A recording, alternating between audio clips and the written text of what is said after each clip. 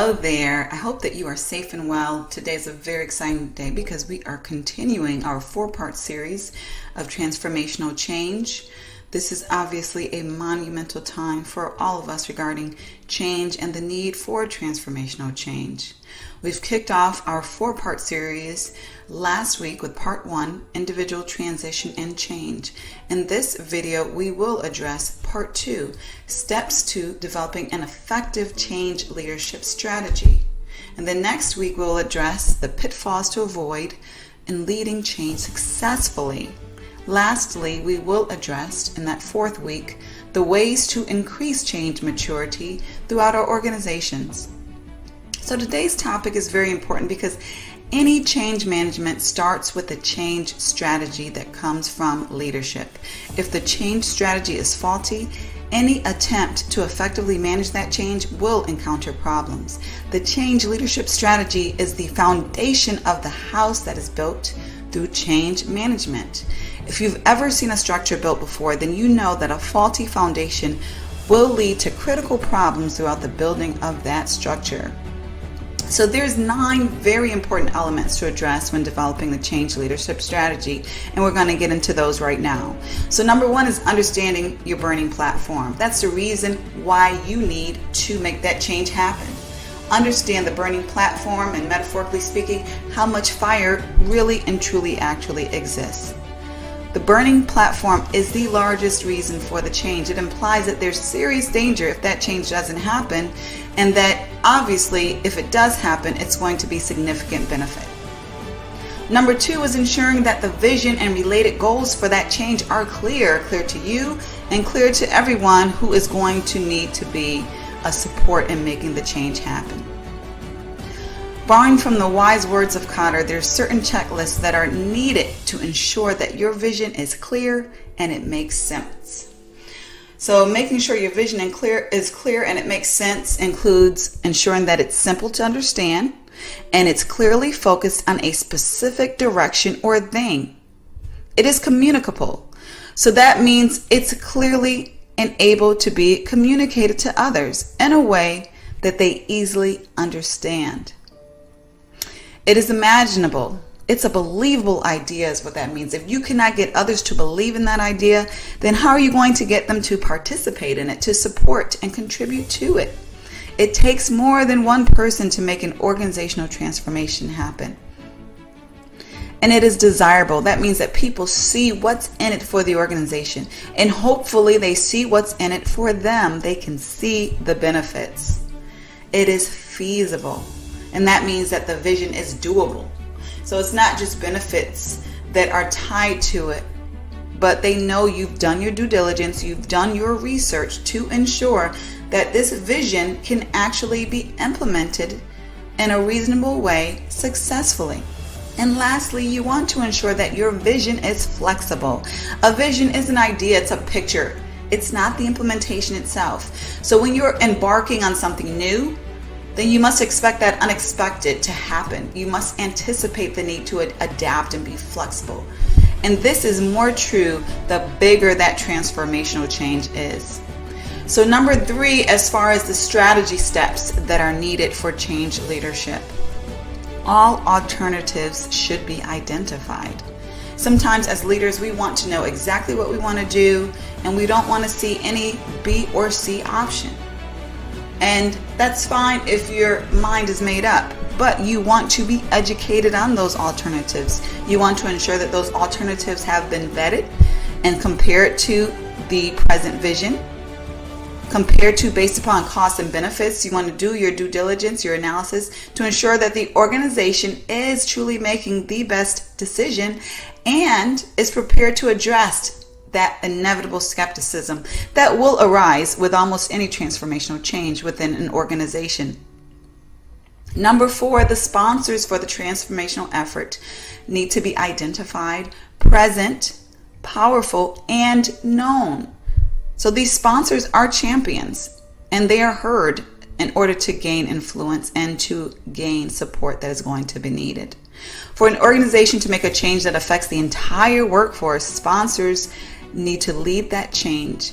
Those sponsors need to be well respected, have authority within the organization. Such important authority often includes positioning authority, like a COO, for example, financial authority, like a CFO, or a leader with a significant P&L to support. In this sense, the people respect different elements of authority, and that will help to gain the support that is needed, especially from SMEs throughout the organization, and to buy the right resources that will be needed. The presence of the right sponsors in a change effort can and often will make or break the success of a change. Number 5 in change leadership strategies is the potential investment is very clear. So anyone who has led an enterprise-wide organizational change know that the costs and investments required will fluctuate, oftentimes beyond the initial prediction. So this is why the agile approach is often so popular. However, when we do our due diligence, we can often be at least in the ballpark of what the cost will be. We want to ensure that those investments are aligned with the ballpark costs of what the change will require. And of course, contingency resources are always beneficial for anyone leading transformational change. Given that, we want to understand what the investments will be that are going to be necessary for the change to happen. So this includes the time that will be required, how many people will be needed to work on the effort, what technology will be needed to make it happen, and ultimately what money investments will be needed for success. And number 6 is similar to the sponsors. You will need to choose your entire change team very wisely. The team will typically be made of many teams. You will have the project team that are very hands-on, an advisory team who provides that thought leadership. You may want to ensure that you have the right subject matter experts on these teams, executive teams that will serve as governance, ensuring that regulatory issues and alignment with the overall organization strategy is there. The right champions who will be your power messengers need to be part of your team evangelists, and the right influencers. These are very important elements of your teams in order to institutionalize the change and make it doable for the masses of the organization during the change effort and beyond.